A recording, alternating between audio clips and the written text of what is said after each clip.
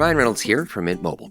I don't know if you knew this, but anyone can get the same premium wireless for $15 a month plan that I've been enjoying. It's not just for celebrities. So do like I did and have one of your assistants switch you to Mint Mobile today.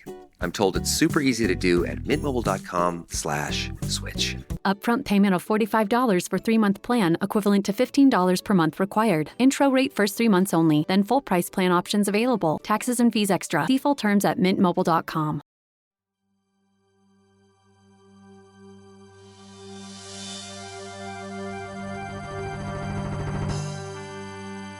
RuneScape has been around for a long time. It's really crazy to think about it. Over 20 years RuneScape has been around. That's a long time for a game to be continuously going on. RuneScape's been around for 23 years. Technically a little bit longer because originally it wasn't actually RuneScape. It was called Devious Mud. It was like a side project the Gower brothers were working on.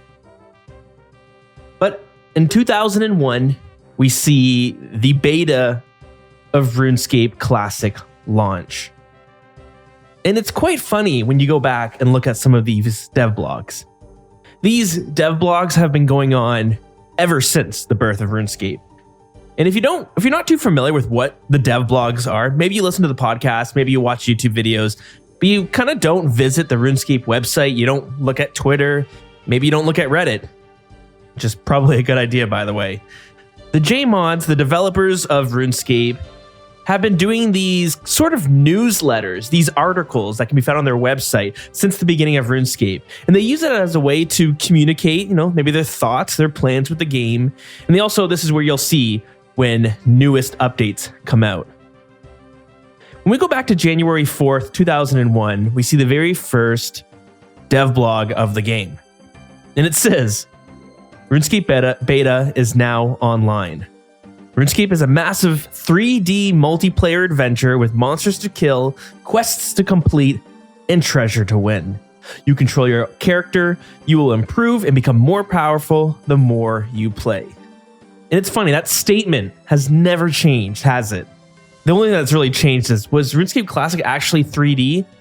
I don't know. I never got that impression. It was kind of like a 2D, 2.5D. But we got more monsters to kill than ever before. Quests are still immersive and tell a great story as better than ever before. And treasure to win, there is a lot of treasure to win this whole game. We're trying to win some of that treasure.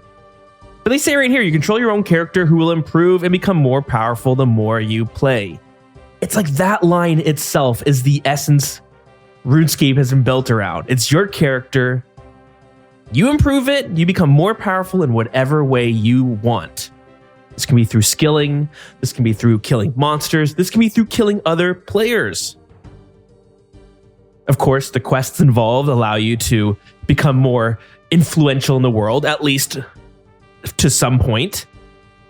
But it's fun when you look back at some of these old dev blogs, how basic some of the dev blogs are. You gotta remember, it's a very small team at the time. The second newsletter came out like 3 weeks later, the 21st of January, 2001. And it says, welcome to the first ever RuneScape newsletter. Technically, this is the first dev blog. Firstly, a big thank you to everyone who's been playing and has helped make RuneScape a great success. We only launched just 2 weeks ago, and we already have 28,000 signed up players. And the game has already been played for over 4.5 years. And the next paragraph reads, please help keep RuneScape free. There's no membership at the time. This game was fully free to play. So it says, renting a server to run RuneScape is expensive. I really want to avoid charging people to play. So please help me keep it free by visiting the website below and signing up for a few quote unquote free offers. Thank you. And then it says, do you want to win free cash every day? Try the newest freebie site on the internet today, freebieclub.com. Of course, it's loaded with free loot, great vacations, magazines, and samples galore. It's funny, RuneScape was supported by some scam banner ad I don't know if it was a scam, but come on. The early 2000s was a wild place. How many of us remember being on Miniclip, Addicting Games, or some other website, and you saw a banner that said, hey, you just won a free blank vacation. You just won $1 million. Do we remember that? I remember being in fourth grade. Is a grade 3 and 4 split. I was in fourth grade at the time, but we had 2 computers in this classroom. One of my classmates was on the computer doing something on the internet when suddenly they saw a banner ad that said, congrats, you are the 1 millionth person to click on this website. You just won $1 million. She freaked out. She flipped out. I just won $1 million. I'm friggin' loaded. How much candy could I buy with $1 million? How many packs of Yu-Gi-Oh cards could I buy with $1 million? So she makes a big fuss. All the kids gather around. We're all super excited for them. The teacher comes around as well, and she goes, no friggin' way. She sends the kid to the office to call her parents because her parents are about to become millionaires. They never won $1 million. I don't really know what happened from then on, but it was pretty hyped. Maybe the IT person got wind of it, had to come over and shut it down. No, you didn't just win $2 million. You're probably going to get scammed. The early 2000s was a wild place. But hey, we saw a fair bit in this first dev blog as well. After that advertising for that banner, we got a new desert city, Al-Kharad. We saw this scimitar shop, a new furnace, silk trader, general store. We know Al-Kharad. All those new stores were probably hype at the time. We also saw a new quest come into the game. A quest that took place in Draenor Manor. That quest we know today as Ernest the Chicken. And then at the very end of this dev blog, they say this is what's planned next. We are looking to make many more improvements to the game to make it even better. And we're nearly finished on the bank, which will be hopefully added to Varrock City tomorrow. The bank is going to be a safe place to store your money, such that even if you die, it can't be lost. And after that, the magic system is due for a big overhaul with lots of new spells being added. Plus, we're going to add some new professions such as crafting and fishing to add even more variety to the game.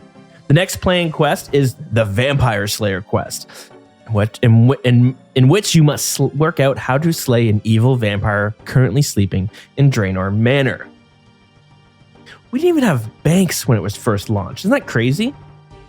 And during these times, it was pretty wild. Open PvP everywhere. Everyone played a UIM for the first couple of weeks of RuneScape. And if I'm not mistaken, when banks came out, first there's only one bank. But I'm pretty sure it wasn't planned at first for all the banks to be linked. Each would be their own storage. Of course, later on that got fixed. Anyways, I'm not really here to talk about the 2001 year of RuneScape, although that would be fun. That might be for another day, but not today. I wanted to sit down to do a very special episode looking back on old school RuneScape, because this year, old school RuneScape turns 10 years old. 10 years old. And just for some context, RuneScape launched in 2001. Old school RuneScape launched in 2013. In just 2 more years from today, old school RuneScape will be as old as RuneScape was before old school RuneScape even existed. That's crazy. That's a wild thought. So what I wanted to do is look back on the last 10 years of old school RuneScape and to kind of go through some of the updates. Each year, to me, kind of had like a different feel to it. When I look at all the updates and I remember myself playing, it's fun to go back there and think of like the theme the year kind of was. This wasn't planned on Jagex's part. It's just something when I look back on it, you can see how the game evolved, how the thought process evolved from the JMods and the players. Players started being okay with certain things. Now, before we do get into 2013, what happened then, I must say, I had started scripting this whole thing. I really wanted to do like this deep dive, going through everything, making sure I hit every single beat. But I have a 1-year-old and time is Time is a luxury that I don't always have. So I began to kind of start scripting some of these things out. Instead, I went through, made some point form notes, and I made some references to get my thoughts going. So this is going to be a little bit more raw than what I had originally planned a couple weeks ago. And I say that just because if I miss something, if I miss some update, or I mix something up, I hope you guys forgive me and give me the freedom to make errors here and there. Because while I play RuneScape every single day, for hours, every single day, pretty much, that wasn't always the case. I drifted in and out of this game in its first few years. I did play on the first week of release, and every year I was playing at some point, but not consistently like I am today. I drifted in and out, and it's not too surprising. A lot of players did the same thing. A lot of players continue to do the same thing, but the game is different year from year. And you're going to see why maybe some people feel that like, oh, I got bored this year, and it makes total sense. So let's start with like, why is old school RuneScape a thing? And there's a few reasons for that. The game was going through a rough time in the 2010s. It was seeing itself being reinvented. The game was changing. I don't want to say for worse or for better, but it was changing. And for some players, it was changing in a direction that they would prefer it not to go.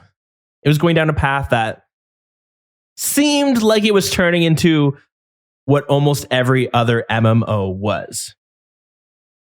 But when I think about it, to me, it all started in 2007, which is when things went downhill. 2007 was a huge year for the game. Jagex was dealing with a problem. They had a lot of people playing this game. The game was more popular then than ever before. There was like 250,000 people on at a time. Now there's the debate, how many of those were real players? Because a big problem was botting. There were lots and lots and lots of bots. The game was popular. It was profitable, which meant bots were big business. And they talk about this in the RuneScape documentary. And you can find it on YouTube. And it's a really good documentary. If you need something to watch for like an hour and a half, I highly recommend watching it. And it talks about the history of RuneScape. It's a few years old, but it talks about this problem in 2007. What was happening was a lot of gold farmers were stealing the credentials of other players and stealing the credentials of other people's credit cards. And they were using this to farm gold and sell it, real world trade it, to make money on their end. That still happens today. I don't know at what scale the credit card stealing happens, but real world trading happens all the time. It's still a problem that still exists. But back then it was a really big problem. And what Jagex was faced with was banks and financial institutions were seeing so many chargebacks and so many issues of credit cards being stolen and then being used to purchase membership on this game that credit card companies were saying, you know what? We're going to blacklist Jagex. We're going to blacklist RuneScape so that my Visa card will not work when I'm purchasing membership. That's what they were telling Jagex. They were threatening them with because of how bad this problem was. So Jagex had to figure out a solution, and the solution they came up with was removing free trade. And what this means was you and I could not meet up at the Grand Exchange, and I couldn't give you an item for free. If you wanted to borrow my twisted bow, I'm not going to lend you my twisted bow, but let's say I did. Let's say I would lend you my twisted bow. I couldn't do that unless you had the money to give me. And this became kind of a problem because not only was free trade gone and you could only buy items for its exact amount that was preset, PKing got killed off.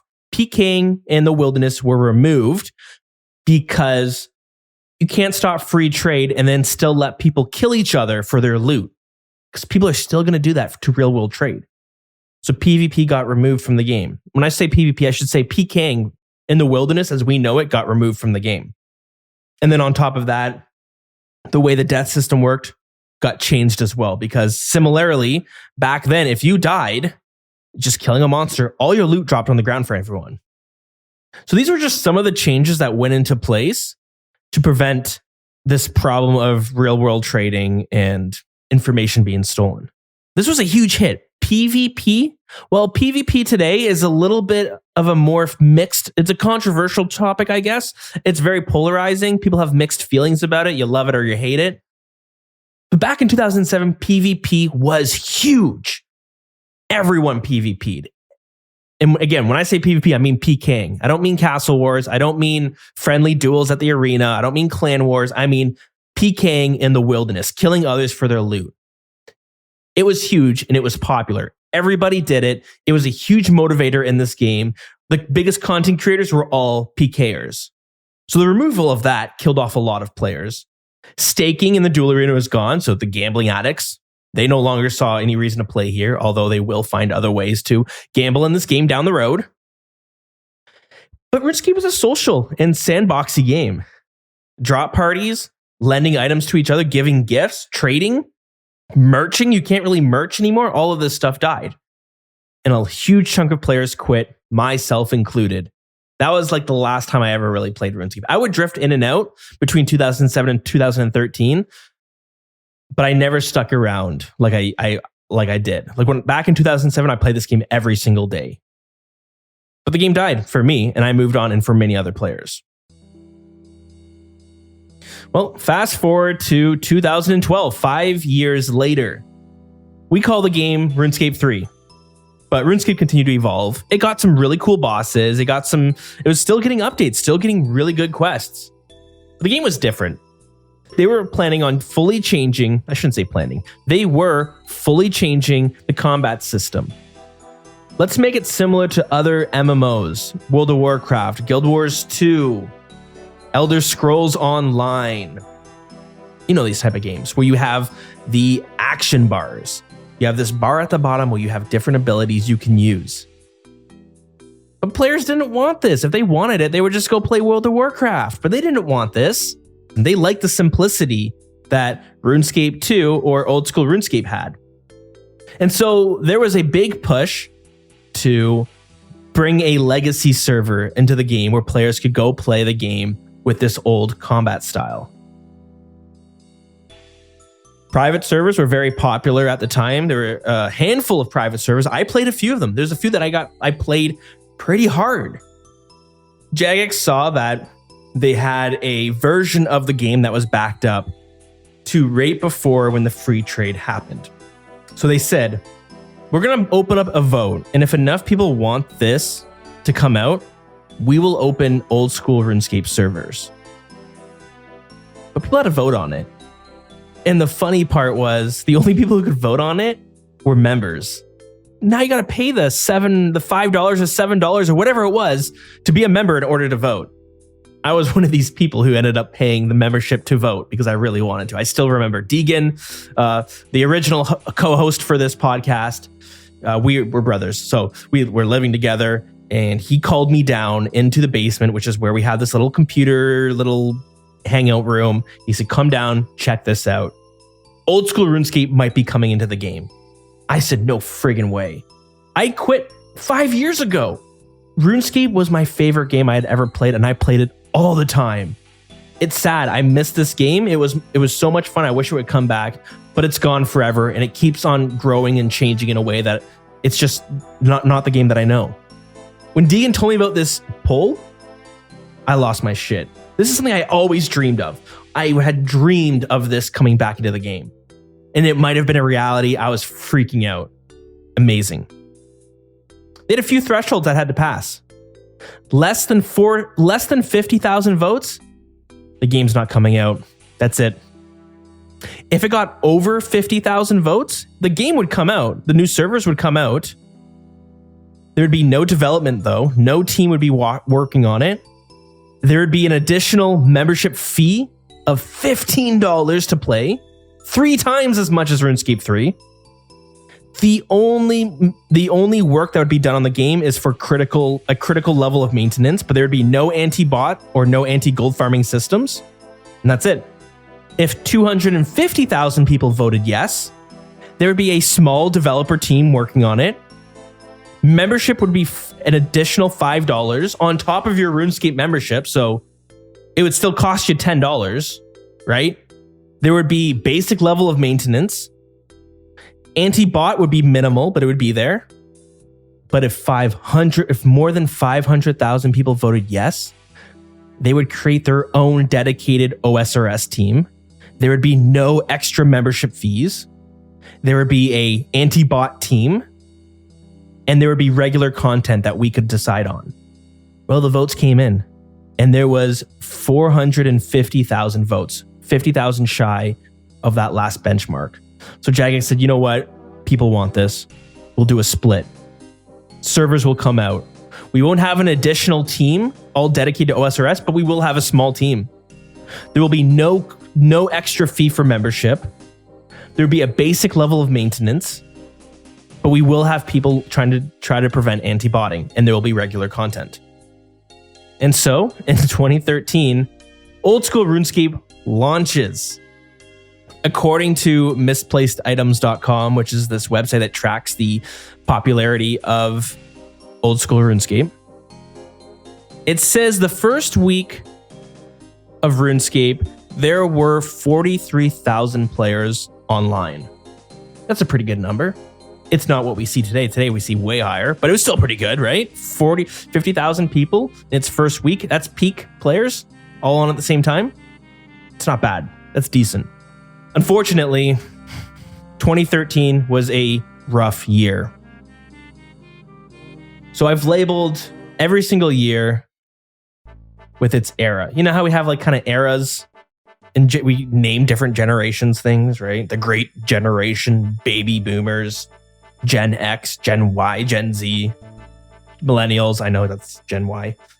2013 was the launch of Old School RuneScape. And it was the start of the dark age of the game as well. Between March 1st and August 23, we would see no blogs, no dev blogs at all about the game. It's about 5, almost 6 months of silence about Old School RuneScape.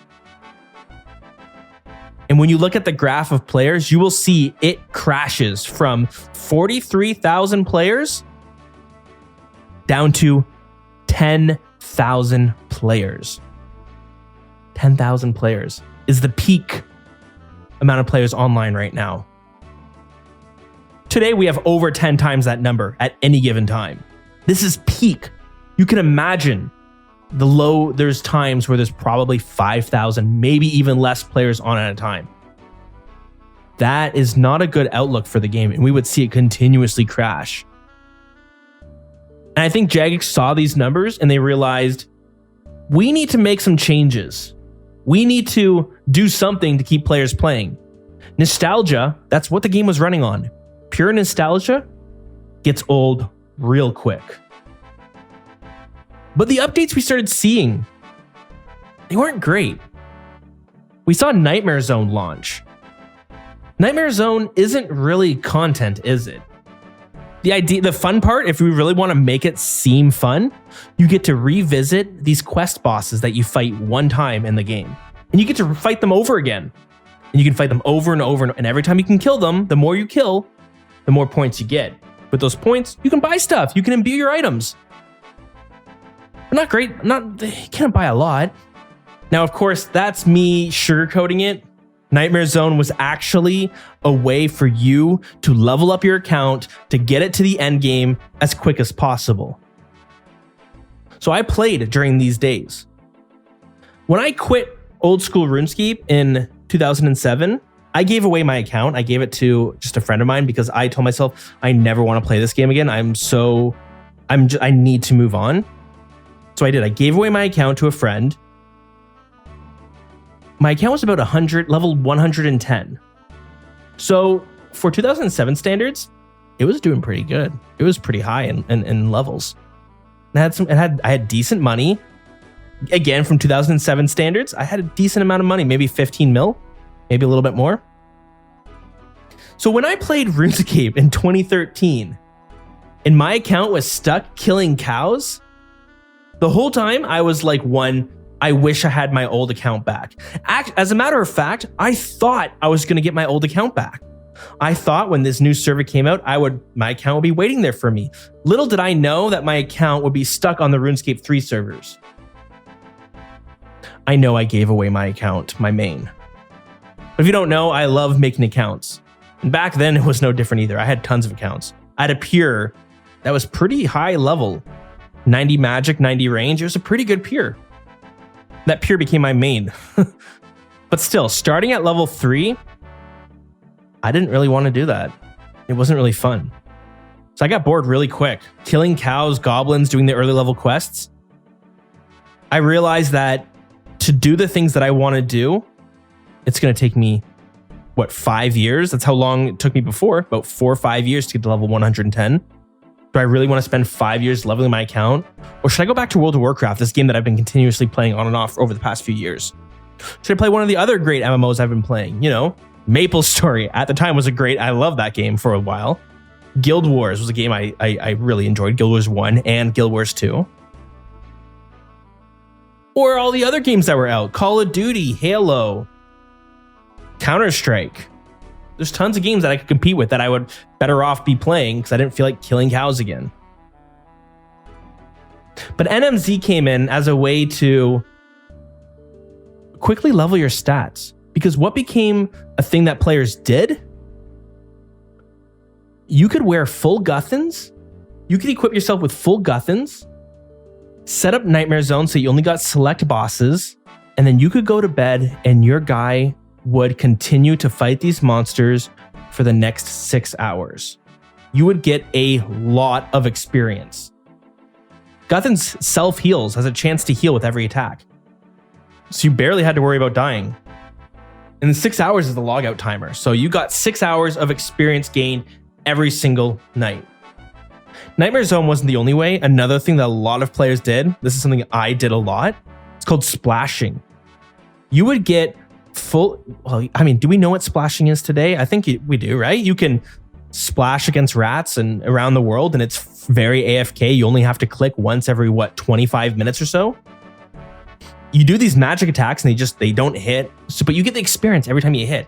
So it's just free magic experience, and you can just let your guy splash for 25 minutes. Well, what you would do back then is you would go to Clan Wars. You would go to the free-for-all area where you could just fight anyone. You would sit outside and wait, and it only took a couple seconds before somebody else showed up.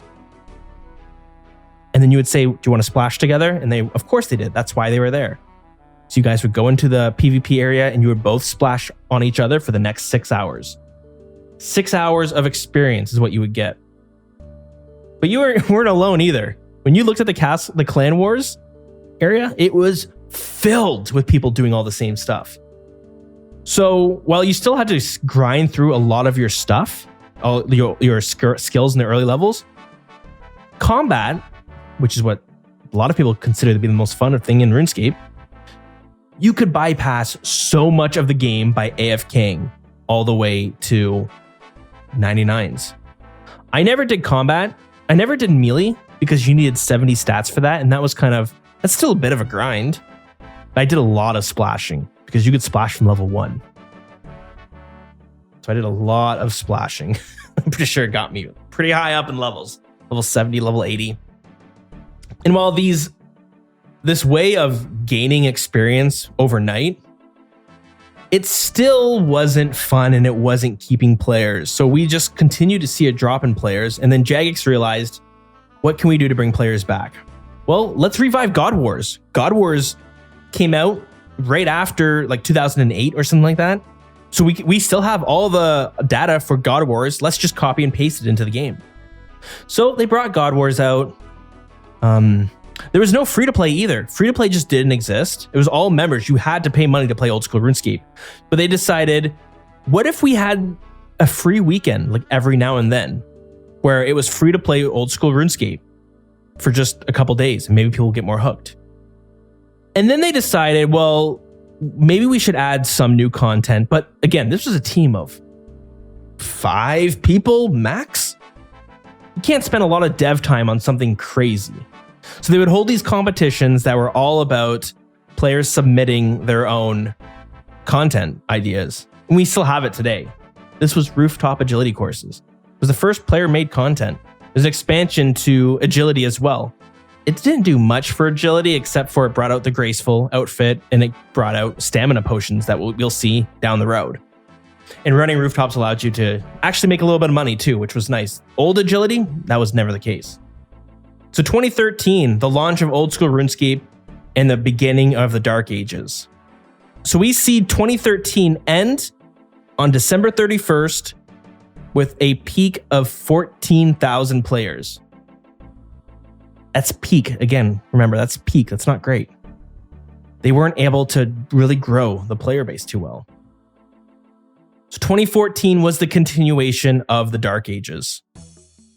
We did see more updates, some actually reasonably good updates, but it was nothing really crazy, nothing super engaging. Slayer helmets come out. Slayer helmets were a RuneScape 3 thing that you got from a quest. It was a quest reward, but here you had Slayer points you could get, and then you could buy the unlock of a Slayer helmet. The Kraken we see released, one of the Slayer bosses, which, if you go to Kraken, I'm sure you're gonna sit there wondering, is this really a Slayer boss? This doesn't feel like a Slayer boss at all. It doesn't feel like a boss in general. It's super basic, but it did one thing well: dropped a lot of money, and that made players a little bit more excited. PvP was pretty much dead. It wasn't doing too well. Bounty Hunter might have been okay, but PvP was not what it used to be in 2007. But Jagex wanted it to be. So they did the first content package, we'll call it, called the Wildy Rejuvenation, following this theme of more risk, more reward. And this was supposed to be a way to bring non-PvPers into the wilderness and hopefully create this ecosystem. But this wilderness rejuvenation project was kind of big. We saw a lot of things come into the game. The crazed archaeologist, the chaos fanatic, the wilderness God Wars dungeon was added, mammoths, ankus, ents. They added looting chests to the rogue's castle, a resource area for you to skill. They even added red chinchampas, which would eventually become black chinchampas, because who the hell's going to risk it for red chinchampas when you can go somewhere else and catch them? We see the lava dragons, this new money. At the time, it was pretty good money. It still kind of is in a way. And then we see the bosses, Venenatus, Vedion, Callisto, Scorpia. These bosses get added to the game as well. And they were pretty good money makers too. During 2014, we also get the Elite Clues, the first new type of clue scroll. Bosses start getting pets. Who doesn't love pets in this game today? We friggin' love pets. Well, they get introduced in 2014 as a way for you to continuously kill a boss for a pretty rare item. Well, not really an item, but you know what I mean. Corp gets released. This is kind of a copy and paste piece of content from the RuneScape 3, which is why Corp is found in the wilderness, because I think when Corp came out, it wasn't even the wilderness anymore, right? It was the wilderness, but it wasn't a PvP zone.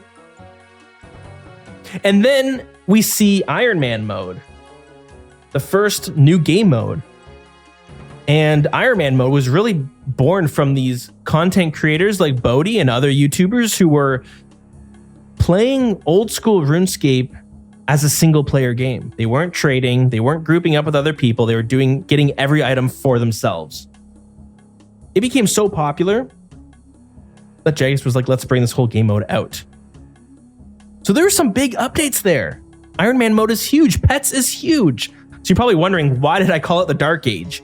Well, imagine like if this was all you got in a year, it'll bring some excitement back to the game, but is it going to keep the game as popular as it was? Well, we see an increase in players. It never breaks the 20,000 mark. The highest peak that we see is about 18,000, which is better. But still the Dark Ages. A lot of these aren't like super innovative item. A lot of these aren't super innovative. A lot of them were kind of copy and pasted from RuneScape 3, or they were just something we already had in the game, but just maybe slightly different. Even Iron Man mode, right? It's fun, but all you're doing is removing free trade, which is something we got in 2007. Funny, isn't it? But 2015 was the year of rediscovery. I titled this year Rediscovery and a New Hope. It's a Star Wars reference. But we start seeing Jagex turn the tune a little bit. We need some new, unique stuff into the game. We need to bring back players. We need to make this game fun for people who wanted to play old school RuneScape, but they want new shit. They don't want to do all the stuff they did as a kid. They want new and exciting things. They don't want to just grind the same old bosses for a miniature version of it as a pet. That's fun, but we need to give them more. So we see like the first unique boss come into the game. I'm ignoring Kraken. I'm ignoring some of the wilderness bosses. Zulrah, I considered as like the first true to what it is to be a boss in old school RuneScape. Zulrah to this day is still loved by so many people. It's still one of my favorite bosses. I think it's awesome. It's a cool boss. And when Zulrah was released, it came with a bunch of new equipment, right? You got the blowpipe, you got the new Serp helmet, and you got an attachment to an item that you got from the Kraken, which made it the toxic staff of the toxic trident of the swamp. It added a new debuff. It's poison, but on crack venom. Zulrah was so overpowered in so many ways. Venom was stupid strong, right? Imagine that. Poison, it does like what, 6 damage, and as time goes on, it does less and less and less and less. Venom starts at like 8 or whatever it is, and it continues to tick up. It continues to do more damage, and then it maxes at like 20 damage. But that is insane. But not just that, the blowpipe came out and it would go on to be one of the, I was going to say worst items to come into the game, but it was a game that broke old school RuneScape. It was so stupid strong. But having an item that is that strong, that's kind of fun. That's going to bring a few new players back. I want to try this new weapon that's supposed to kick ass.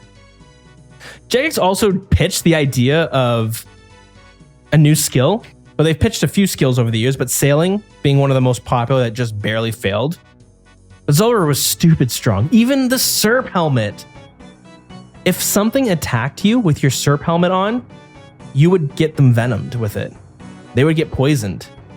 So it was like the best helmet everywhere. It gave you a strength bonus, so you hit hard, and then anyone who hit you had a chance at getting venomed. That would get nerfed out eventually. But it was very strong. So Zulrah's released and is almost immediately nerfed a couple weeks later. They had to nerf the drops because it was called the Prophet Snake for a good reason. It shit out money like you wouldn't believe. You would make so much friggin' money off this thing in so many ways. Zulrah had 2 purposes, I think. It was exciting to get a lot of money and these cool new weapons and fight this new, pretty hard boss. There's also a botting problem that continues to go on. And Jagex was like, well, how can we fight back against these bots? Well, let's look at the resources that bots are farming, and we'll just add it to the Zulrah table. Bots won't be making as much money if it's easier to kill Zulrah for it. It'll cause the prices of things to crash a bit. So it was quite tuned up, which is why we saw a nerf come pretty soon after. And then like 10 months later, we'll see another nerf in October to the drop table. And as we go, it's a bit of a theme. You're going to see throughout the years that Zulrah gets nerfed over and over and over and over again. And the Zulrah we have today has been nerfed to hell. But it's still decent money. Okay, enough about Zulrah though. The Grand Exchange came out. The game didn't have the Grand Exchange before then. Isn't that crazy? I see this all the time on Twitter and Reddit. People are like, I want to play RuneScape as if it had no Grand Exchange. I want to go sit in Falador Park buying items and selling items. That's what people want. That's what we did as a kid. A lot of us will be like, oh my God, I remember spending all day merching or buying and selling. It was fun. It was kind of exciting. But the Grand Exchange removed all of that. But up until 2015, there was no Grand Exchange. And guess what? It fucking sucked to have to trade other players for items. I'm an adult now. I don't need to sit in Varrock or sit in Falador spamming buying full Guthans, selling full Guthans. So what ended up happening was a third-party site, Zybez, became a third-party auction house. You would look for people selling items. You would buy the listing on the site. Basically, you would just say, I'm going to buy it. You would get their username, and then you would meet up. You'd have to meet up with each other and do the trade. This made things way more convenient, and it was kind of like an inefficient auction house. You might be thinking, oh, this is awesome. I love that idea. I want to actually trade people for things. This is what sucked about Zybez.net. This happened all the time. You would agree, okay, this guy's selling it for what, 4 mil? You show up and he's going to be like, 4.1 mil. You're like, motherfucker, we just agreed on 4 mil. And he was like, hey, you either pay the 100K, the extra 100K, or you don't get it. And you're like, listen, we spent so long to talking and trying to meet up and planning this trade. Fine, I'll pay you the 100K. That happened all the time, and it sucked. Frustrating. You could say out of principle, no, I'm not paying. Well, then you just have to go back to Zybez and do this whole thing all over again. So I laugh every time I see people calling for a new game mode with no grand exchange. That is exactly what's going to happen. None of us have time to go sit in Falador Park for 4 hours trying to buy a whip or selling a whip. We got shit to do. We got bosses to kill. Just let me throw it on the grand exchange and go. So the grand exchange was a great update to come out. Old School RuneScape gets their first microtransaction this year as well. It's a good microtransaction though. I mean, arguably good. I think it's a good thing. The first and I guess only microtransaction, MTX, bonds come into the game. So if you don't have the money to pay for membership, or you have lots of in-game gold, you can get members for, theoretically it's free. You're just exchanging the gold you made in the game.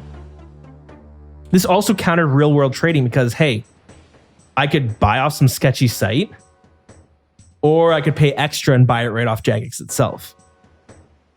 So the people who did have a lot of money, and I know a few people who had a fair bit of money, you could buy tons of bonds and use that to funnel your grinds. I know people got 99 range all from buying bonds. So bonds came out, which is a mixed bag, but arguably I think it's good. We saw resizable mode. You had to play on this stupid tiny screen for a while. OS Buddy was what the client that everybody was using at the time. There were ways to make the screen bigger. And it's funny, I know a lot of players like to play on the small screen because it's more efficient, but I'm here for the immersive experience. And I know some of us are. So I like to play full monitor with my Old School RuneScape. Full monitor. I want to see as much as possible. Well, resizable mode came out that allowed you to do this. It was awesome. It was perfect. The resolution isn't friggin' 1:1 anymore. It's, give me that new resolution size. I'm not going to try because I'm going to get it wrong. And then some tech nerd out there is going to be like, actually, it's 1440 by 2080. I have no idea what I'm talking about. 2015, we got Slayer bosses. Kind of like the first set of Slayer bosses. I know. Kraken already came out. But I already mentioned, it's not really a boss, is it? I mean, technically it is a boss, but the mechanics of it? I don't know. But these new Slayer bosses were pretty friggin' dope. I can't remember where I was in my Old School RuneScape career in 2015, but I remember playing it, and I remember not being the level to kill these new bosses, but boy oh boy was I excited. Cerberus, Abyssal Slayer, Smoke Devils. These are gonna be some friggin' awesome bosses. A new Abyssal Bludgeon and a Dagger. Yeah, man, count me in. I'm really looking forward to this. These are new bosses. They're gonna be like Zulrah, right? Maybe not the money part, but these are gonna be tough bosses. So I was looking forward to it. And this was like the first set of real Slayer bosses. And Jagex was leaning into Slayer. People loved Slayer. Now, the funny thing is, remember how I talked about how people were AFKing in Nightmare Zone to get their levels up? Slayer was the same thing. Slayer is a slow-ass skill. People wanted to just fly through the levels. So how can you make people fly through the levels? Well, what if we had one dungeon that looked like it was a private server, because this one dungeon would have every single Slayer monster in it. To make things easier, what if we put a Slayer master right outside of the dungeon? So you could walk out, get your task, turn around, walk in, and then cannon the shit out of your Slayer monsters. You could get your levels and experience really fast. And that was the deal. Neve at the Stronghold Slayer, at the Gnome Stronghold, they had the cave right by where she is now. It got nerfed, thankfully. But every monster was in there, including the Kraken, including the Smoke Devil, the Sire, Abyssal Sire, and Cerberus weren't though. Another thing that we got this year, one of the most innovative updates that ever came out of old school RuneScape. I will stand by it. This is 2015. Remember all the updates that we just went through? 2013, we got nothing except for an agility course that takes place on top of rooftops where every animation is recycled. 2014, we got some things from RuneScape 3, but really it was just something we already had with a little bit extra. Iron Man mode, elite clues, right? Kraken, just monster that hits. Barely though. In 2015, we get Deadman mode into the game.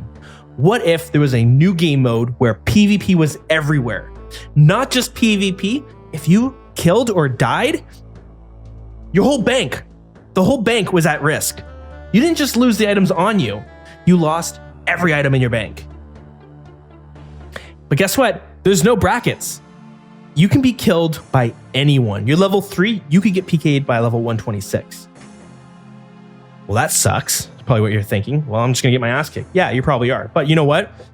Jagex thought, let's help you a little bit. Let's make it so that you can get your experience so friggin' quickly. Experience will drop so fast. It's 10 times experience rates everywhere. Well, shit, that sounds kind of fun. I don't even like the PvP, but I like getting lots of experience. Then Deadman mode might be for you. That was what Deadman mode was. And they made it so that cities were safe areas. You had guards that would patrol it. And if you were attacked by someone, you could run into a city for protection. And if that person followed you, those guards would be able to basically one-hit that player and protect you. Survival games were very popular at this time. Rust, Minecraft survival servers. I don't play a lot of Minecraft, but there's lots of these type of games, right? There was Rust. I can't think of them. But there's tons, right? How many games that are like Rust where you can like kind of do some building, but it was an open survival world where you could be killed by anyone, right? There's lots of those games. I can't think of them right now. Arma had servers like this. I think Wasteland, was it? A lot of zombie ones too. DayZ, it's a shit game, but whatever. A lot of these survival games where anyone could kill you wherever and they would get all your items. Jagex liked that and they brought Deadman mode out. But in this era, to have Deadman mode release, holy shit, talk about an innovative idea. It really was. And it was fun to play. And guess what? People loved it. It was so popular for like the first few months were a fucking crazy time. I'm sorry I'm swearing. I'm passionate. Deadman mode was really cool on release. Go back and watch. Go pick a YouTuber you like, a friend, Bodhi. Pick one of these old school ones that just did these like vlog style videos. Bodhi, Sea Engineer, a friend. Find Mr. Snow Sleep. Find one of these content creators that you've liked throughout the years that I've been playing a lot and doing YouTube videos back then. Go to 2015 and start watching their Deadman mode videos.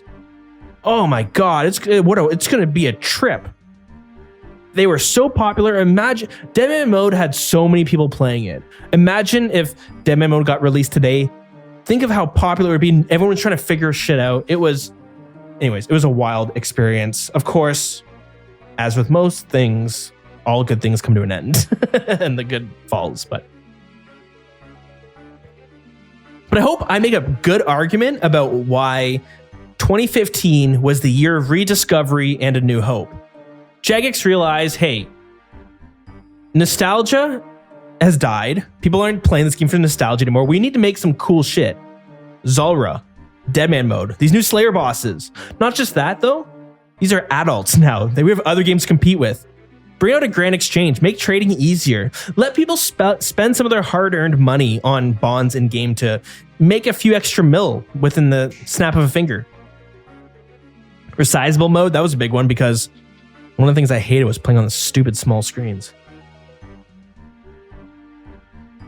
There's a new hope for the game. The game was like looking like it was heading in a pretty sick direction. And it does. 2016, I label this year the Renaissance era. This is when we start seeing some really cool stuff come out. You know, Jagex is, I'm talking about some of the good stuff because, you know, we highlight the negativity sometimes, but let's look at the positives. I say this though, there is always some negativity that's kind of, you know, it's there, right? I mentioned Zulrah with it being so much money and having to be nerfed over and over and over again. That's rough. Well, that's not really that balanced at all, is it? 2016 was a good year. It's when the podcast started. 2015 sucked me into the game. It really did. 2015 was a great year for the game. It made me friggin' get addicted. I was pulled in completely. I'm back, baby. RuneScape is back and I'm having fun like I used to. 2016, I love this game so much. I want to talk about it every week. Let's make a podcast. That's when that happened. We got some good shit in 2016. Zaya gets released. Talk about hype. RuneScape 3 players were hyped. Jagex had this problem where the RuneScape 3 lore is deep. Way deeper than old school RuneScapes. And they're serious about their lore. That game is driven by lore in a lot of ways. The quests and the storytelling, unmatched. Old school RuneScape does not even come close to telling as good of a story as RuneScape 3 does. I hope we get that one day. I really, really do. The quests in RuneScape 3, I talk about it all the time. Amazing. I hope we can get something even close to that into this game. But there's a problem in old school RuneScape. How do we bring out new content that's new to old school RuneScape and not just copy and paste from RuneScape 3? How do we bring new content out that isn't going to contradict things in the RuneScape 3 universe? Should we go down lore lane for a minute? We'll do it real quick. RuneScape, the history of RuneScape, like the lore, the story, is broken up into a bunch of different ages, right? The first, second, third, fourth, and fifth age. The third age, right? We know some of the third age items. This is like this God Wars era. A lot of shit went down. It was a world war. A world war was happening and it wasn't looking good. Economies, cities, all these things were collapsing. But that was a long time ago. The year we play in old school RuneScape is called the Fifth Age. And it's like the age of man. It's the age of discovery. It's where humans learn to cast magic. And you know what? The world of RuneScape is doing pretty good. The world of Gielinor, I should say. RuneScape 3, on the other hand, they're not in the Fifth Age anymore. They're in the Sixth Age. A quest came out called While Gothic Sleeps, which basically was such a big event to happen. It's such a big quest that time is defined as things that happened before the quest While Gothic Sleeps and things that happen after While Gothic Sleeps. Gothix is a big boy boss, basically. He's a big boss. He was kind of tampering down all the other gods. He was like, listen, during the Third Age, you guys really fucked shit up. Like, I left I went to go get a pack of cigarettes, and you guys just did a bunch of drugs and fucked the whole house up. What the hell? Who's punching holes in the drywall? Zamrock, is that you? Are you punching holes in the drywall? Sarah Doman, did you clog the toilet? It's too much toilet paper. I keep telling you, you can't use so much toilet paper. That was basically what was going on. So Gothix is like, listen, I am staying in the house. Everyone to their rooms. Zamrock, get to your rooms. Armadillo, get to the basement. And then Gothix cleaned the house. The house is Gielinor. And then people started to like thrive. Everything's great. And then Gothix is like, yo, I'm pretty tired. I'm going to go take a nap. He takes a nap, and then RuneScape 3, 6th Age happens, and Zamorak peeks his head and he goes, is Gothix sleeping? And Saradomin's like, yeah. Let's fuck shit up. And then that's what happens, basically. So that's the 6th Age. Did I break it down properly? Any lore nerds out there? Did I hit the nail on the head? Let me know. Okay, so that's the lore of things. So how do you do things in the 5th Age? How do you add new content that's in the 5th Age that doesn't contradict RuneScape 3, but is also fresh? Zulrah was kind of weird because Zulrah is not in RuneScape 3. So people are like, wait a minute, shouldn't this snake also be in RuneScape 3? Like, what happened to the snake? Well, maybe they don't know. Maybe they know. Maybe it just disappeared. Who knows? After some time, it's gone. We don't know. I know this is long-winded, but Jagex was like, what if we had like a fresh canvas to like do whatever the fuck we want with the lore without worrying about contradicting RuneScape 3? Let's make a whole new continent. You know, maybe they lose contact of this continent as time goes on in the 6th Age, which explains why Zeah is not in RuneScape 3. So they made Zeah as this new land, divide up into the 5 houses. Very Game of Thronesy. You could tell Game of Thrones was hot during these years. Game of Thrones was very popular. You can kind of tell when you're reading the lore of it. It's like very Game of Thronesy. So Zeah came out, but it was hyped. People were so excited about this new area, but it was big with nothing to do. But we knew that it was going to come out in patches. There's going to be like a multiple different stages of adding new content to the game. So we got a little bit of things. They had the house favor, but it was rough.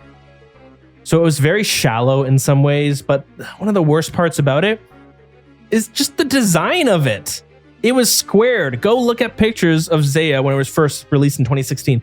It was like one giant square, and then every house was just another square. It was pretty bad.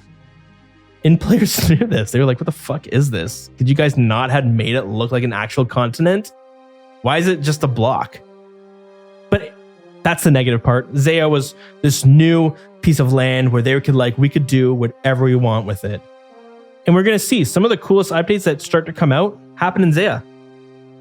Wintertodt comes out in 2016. Wintertodt, that was like the 2nd episode of the podcast. Fun to think about. Wintertodt was a new way to train fire making. I call this era the Renaissance. They realized, let's make some fun stuff.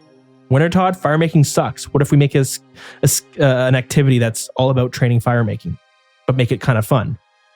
Okay, some people don't like fire. Some people don't like Wintertodt. I get it. I kind of like it. I know lots of people like it. And it is way better than burning logs.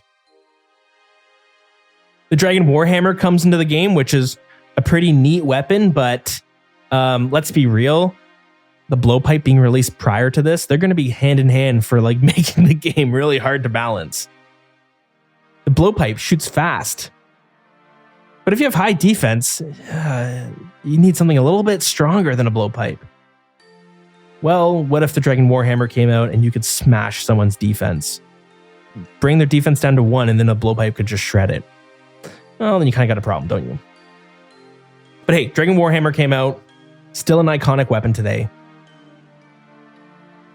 One of the first really large quests come into the game. Monkey Madness 2. Huge. We get the ballista. We get the jewelry expansion. Right? Bracers of the Necklace of Anguish. Amulet of the Tormented Amulet. I gotta look these up. I got too many tabs open. We're not gonna look it up. But you know what I mean. We get the new Zenite jewelry. Well, Zeah gets another boss, Skotizo, as well as the Catacombs, which was, let's be real, it was kind of like the Stronghold Slayer Cave, kind of a private server. It still is, but people seem to like it. Okay, whatever. I'm not going to go there. Last Man Standing comes out. Battle Royales are hot in 2016. 2015 survival games are hot. We've moved on. 2016, let's look at Battle Royales. So Last Man Standing came out. Way different than what we know of it today. And originally, Last Man Standing, you start with a spear, nothing else. And you had to go loot items around the game. Just like a classic Battle Royale. And I'll be honest, was pretty fun on release. I actually loved it. It was really fun. I have memories sitting on the toilet, playing on my laptop, spending like an hour and a half. I got hemorrhoids probably. It was fun though. Really, really fun. But people found out how to break the game. They were prey flicking and all this tick manipulation stuff, and it made it so that if you knew how to do this, how to properly prayer flick, you were gonna win. You won every match because it was impossible to face off against. Master Clues come out, this huge expansion of clues, like this top tier, Master Clues. They're freaking hard to do. The first free-to-play boss comes out. I didn't even mention free-to-play gets released eventually. Sorry about that. But free-to-play is how we always knew it. 2016, they were like, no. Let's add to free-to-play. Let's bring Obor, the Hill Giant boss, into free-to-play with a new weapon. It's going to be worth killing the Obor. It's going to be decent money for free-to-play. It's going to be kind of hard too. So we saw Obor get released into the game. And then we get Hardcore Iron Man, which is just fun. I mean, it's not super innovative, but it's kind of cool. We also get bank placeholders. I put bank placeholders here because 2016 was a funny time prior to 2016. You didn't have bank placeholders. You could not have your bank looking super slick and organized. What people did was they would get two, like Iron Men, if you're grinding bandos and you got 2 task sets, that first task, the second task set you got was the placeholder task sets. You could keep your bank organized if you had 2 of every single item. Boy, what a brutal way to grind though, eh? You couldn't really organize your bank because as soon as you took an item out, all the items shifted over. Bank placeholders came out though, which allowed you to organize it. That's kind of cool. And we got a cool event this year too. We were still getting Christmas and all these other fun events too, but we got the Falador Massacre event. One of the only times we ever get the Falador Massacre event. I'm still salty. I am still salty we don't get any more Falador Massacre updates. Do I need to explain what the Falador Massacre is? One of the most iconic events in gaming history, right? This is a YouTube video. Some guy found a glitch in the game where he could PK every player. Huge. So iconic, Jagex made this really cool event for it.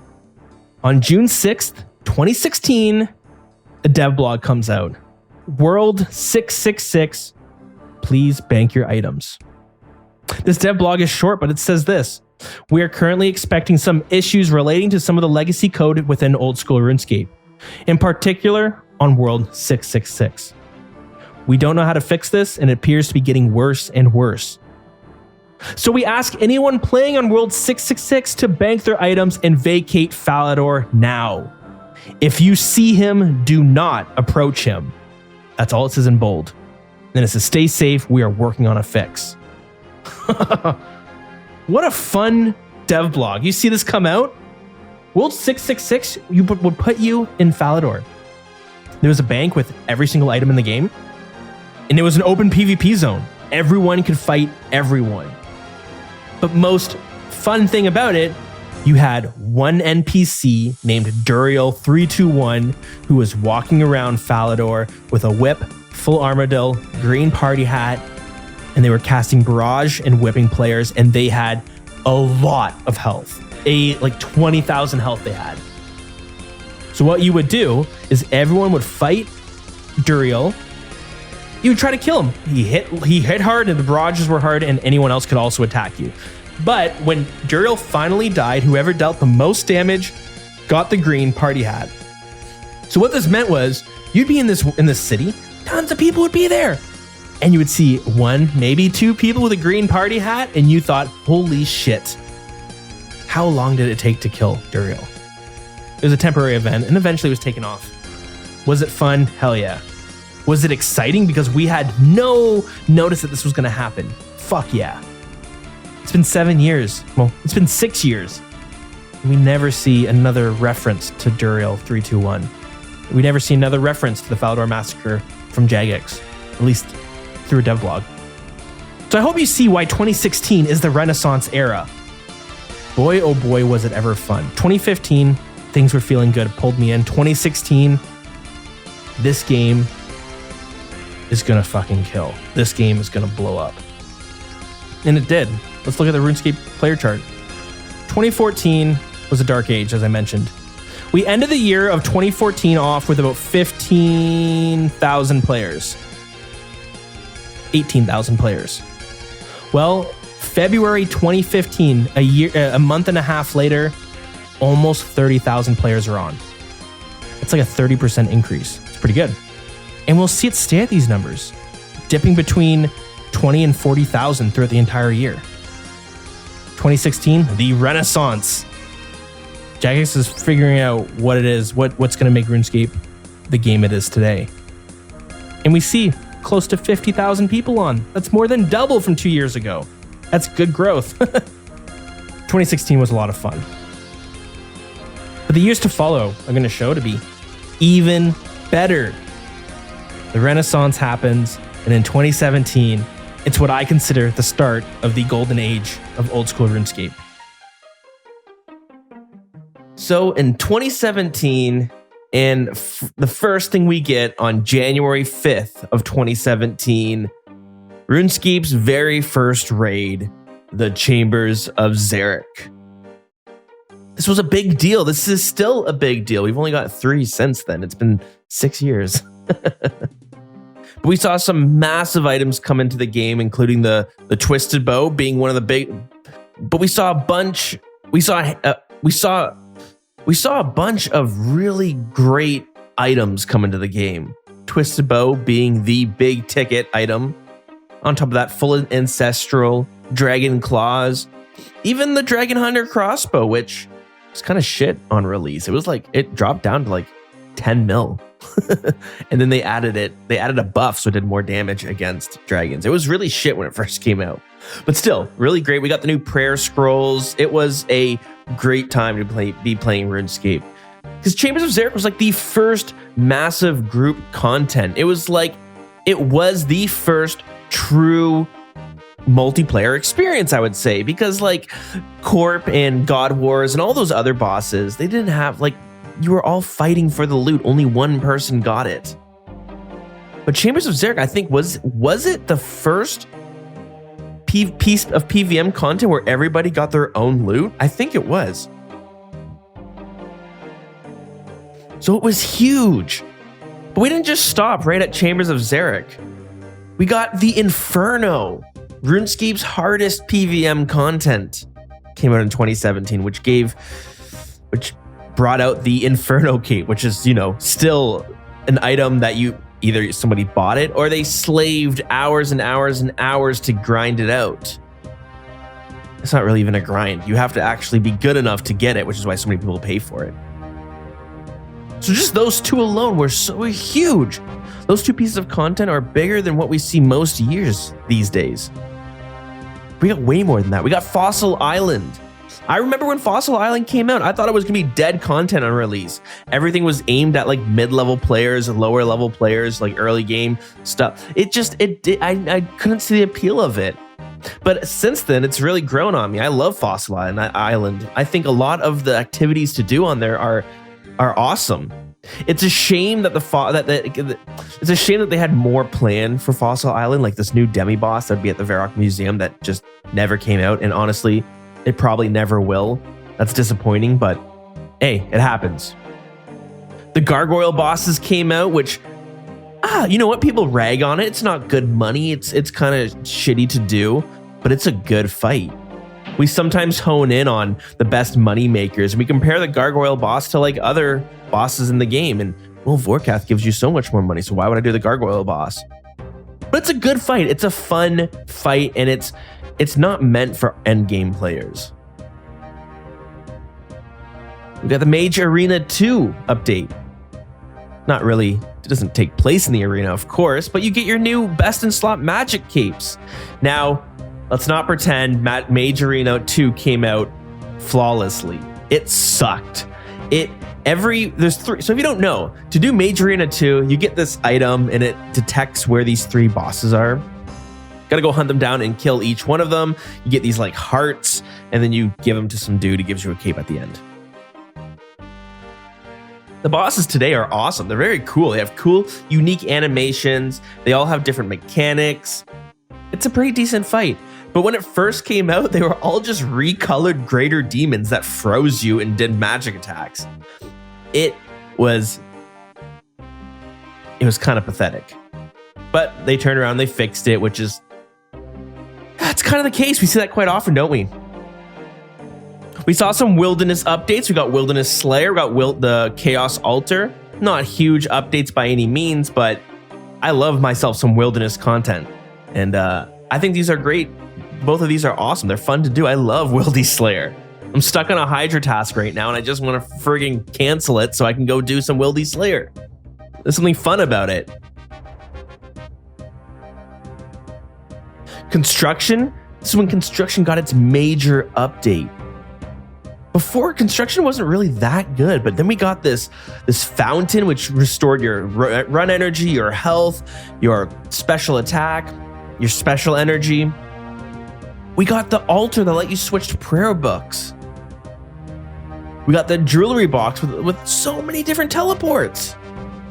This update made Construction a really good skill to grind out. It's such a good skill to grind out that now when people are like, I have a bunch of money, what items should I buy? And people go, do you have 92 Construction or whatever it is you need to boost for? If not, maybe you should go grind that out. It's really good. Free-to-play got some big expansions too. Free-to-play is getting some love. That's huge. We got the Corsairs area that came with a new quest. Castle Wars became free-to-play and then promptly died, but it's still a great piece of content. It's just the high levels that ruined it. This is the problem that happened with free-to-play Castle Wars. I was really hyped for it. I thought Castle Wars would be thriving. But on release and then afterwards, when it was ever popular, the people who are playing free-to-play are low levels. These people don't have membership. They're like, yeah, they're low levels. The problem is, everyone on members goes to free-to-play decked out in their full rune with 99 skill with 99 combat skills, and they just destroyed all the free-to-play players. And they're like, fuck this, I'm not playing this. This isn't fun at all. It's the same shit that happens when you go play Soul Wars. That's the problem with some of these mini games. The end game players with high stats, the best gear, they can kind of ruin it for everyone else because yes, you should be rewarded for having higher stats. Yes, you should be rewarded for having better gear. But at the same time, it's not fun when you're up against someone like that because you can't do anything. There's nothing you can do. You run away, you just die. It's not fun, so you're going to stop playing it, and then what's left is just a smaller pool of players. Everybody loses in the end. And we got some great quality of life updates. The big one, shift click to drop. That's kind of a small update in the grand scheme of things, but that's huge. Remember when we had to right click to drop stuff? Oh my god. And when they changed this was massive for the game. Massive for the player experience. The reason I added this here is because we start seeing these updates being made that really take away some of the most tedious parts of RuneScape, and they make it just less tedious. But this has been a battle Jagex and the community faces quite often because there's some players that didn't want shift click to drop. They thought it took skill to be able to right click, drop, right click, drop, right click, drop. They thought it made you a better player, and arguably it does, I guess, in some ways. But I'm of the camp that we're getting older now, and there's a bunch of things that are just so super tedious, it should be made easier. Other games do it for a reason. We have the battle going on right now with Spellbook, the icons in the Spellbook enlarging on the computer. A lot of people don't want this. They didn't want this. But we finally did get it. But now it's still blocked off from PvP. You can't do it in PvP because people feel, well, it should take skill to be able to click this tiny little icon. Yes, it takes some sort of skill, but it's not the type of thing where you feel like you'll, I don't know. I have the problem where I constantly misclick stuff. I don't know how I will ever get better at clicking a small icon on my screen. The only way I can think of it is if I play on a smaller screen, which ruins my experience. Or, I don't know, do I practice clicking things? I click shit all day. I work from home off my computer. So to me, it doesn't feel like skill to be able to click this tiny little icon. Or it's not the type of skill that I think is important to be good at, I guess. I don't know, it seems weird. Does anyone feel the same way? That's a weird thing to gatekeep how good somebody is. Can you click this little icon in the game? It's the problem that I've noticed, and and people have mentioned in the past, is sometimes when it comes to like the skill level, it's not you reacting or competing against something or someone. It's you're competing with the menu. It's you competing with the UI, the interface. You're having to click these buttons and go through these different menus to do stuff. That doesn't feel like a great skill to have to be a part of a game, but anyways, I know people disagree. It's my hot take. So shift click to drop is huge though. That's a step towards that. And we're gonna start seeing some other ones as well. We get one of the first big nerfs in the game, the first integrity change. Void, the ballista, a bunch of items get nerfed in PvP, well, in general, but it was because of PvP, because of how strong they were. Before today, you had to vote on everything. Well, pretty much everything. So we kind of brushed over when splashing was removed in the game, splashing Guthans in Nightmare Zone. We have to backtrack if we really want to talk about this, but they tried pulling the removal of splashing. They tried pulling the removal of being able to AFK Guthans in Nightmare Zone for 6 hours. And they failed every time. Of course, who the hell would want to like not be able to AFK for 6 hours? In 2015, they did one of the first integrity changes where they removed it, which is understandable. A lot of people are like, I did not want to see it go, but I understand. But in 2017, we see one of the first big ones where gear is getting nerfed. Before this, gear being nerfed was like unheard of. If something was broken, it was just broken and we had to deal with it. But this was the first time that we see a big nerf that happens to Void and the Ballista. It made regular Void way weaker. You lost some of the damage boost from it. And it made it so that Pures couldn't complete. It made it so that people couldn't use the Heavy Ballista without completing Monkey Madness 2. This is because Pures were destroying people in the wilderness with full Void and a Ballista. Usually with PKing, you have your main attack weapon, which does a lot of consistent and fast damage. And then you switch to a big heavy hitting weapon for that big KO. The idea is to whittle them down with your main, switch to the big hitter, boom, combo them out and kill them. The Ballista, you didn't need to do that. The Ballista was your main hitter. The Ballista was your combo item. It hit so friggin' hard and consistent that people just camped the Ballista and could fuck everyone up. So Jagex nerfed it. It's huge. Also a big year for fun events. Another thing that I kind of only touched briefly on, we were getting events and I don't know what else we want to call them, special streams. We were getting fun things from the team constantly throughout the years. Every New Year's, we got a data stream to see stats about the game of the year, the average player, the most played quest, the most items brought into the game, just fun little things like that. We saw bot busting streams where the JMods would go and take out gold farming bots and show you how much money they were removing from the game, but they made a whole event out of it. And if you haven't seen one of these before, go on YouTube and watch it because they are fun to watch. We got them a fair bit. On top of this, since Deadman Mode's release, we were seeing four Deadman Mode tournaments a year. It had its flaws, sure, but it was a fun event that everyone went on Twitch to watch together. And it was a good time, something to look forward to. And in 2017, we got two new events. We got the the Wilderness Wars. This is where content creators were declared like team captains, and they were able to recruit a team of 100 other people. And they sat in the wilderness, and you would fight each other. And there were items that would spawn that you could get like more equipment and kill it. And then there were the wilderness bosses that were roaming, and they did a lot of damage. And people were trying to lure the bosses into other teams. But if you killed the bosses, you got a bunch of loot from it as well. So people were fighting over it. It was a fun afternoon. We also saw the King of the Skill. This was a month-long event but select people were allowed to go into this new world, and you had 24 hours of playtime before you were kicked off. And in that 24 hours, whoever got the most experience in each of the skills were given some reward. So it was like this competition to see who was the best skiller in the 24 hour of playtime, in 24 hours of playtime. We saw some cool things of people who focused on farming, and they would log out and just wait for their patches to finish. And they got a lot of experience because you'd have to play you'd play 5 minutes a day farming your trees, and then you would log out.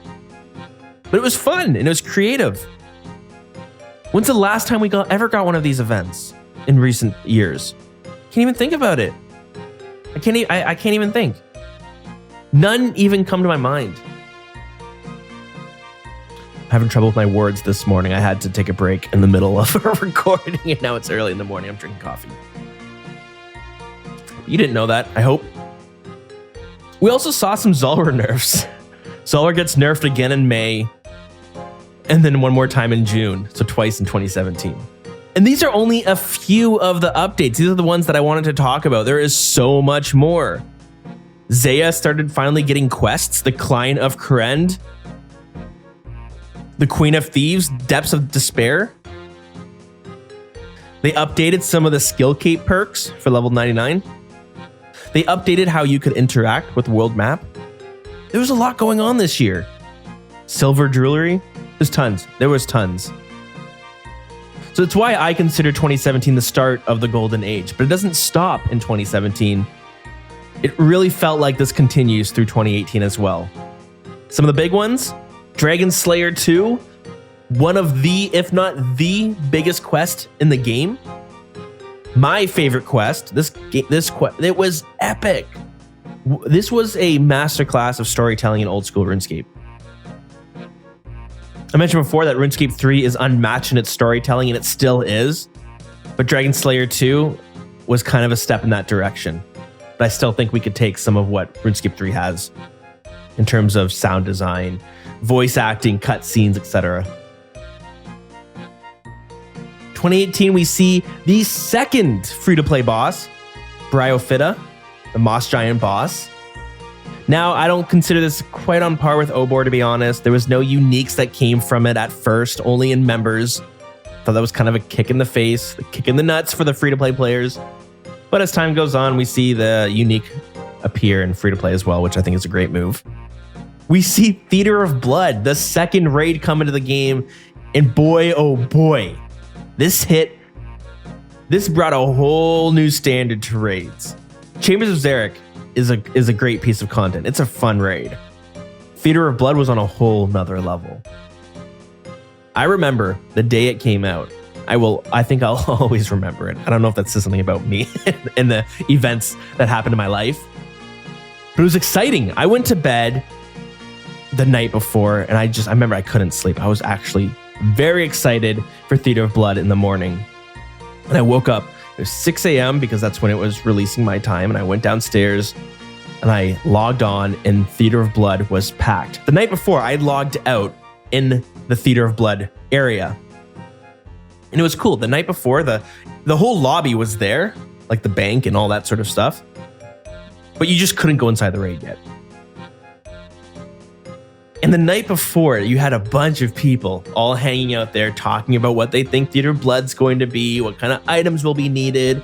And I just remember talking to people and being like, all right, guys, good night. We'll see you tomorrow morning.